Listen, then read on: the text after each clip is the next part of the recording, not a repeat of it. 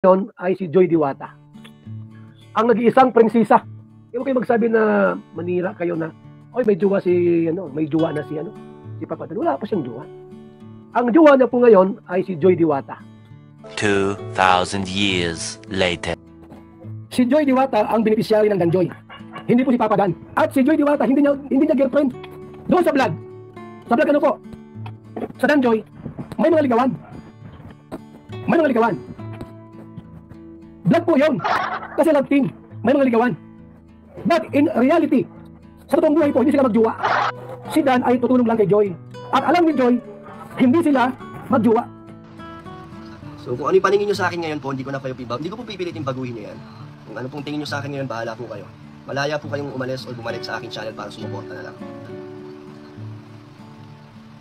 Bakit kayo nanloko sa mga viewers na chips? Nandun na po tayo na naloko na gamit ang viewers at sponsors. Nandun na po tayo. At inaamin ko po yung kamalian namin doon.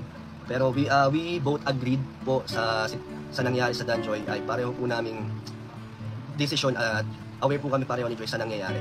So yun po.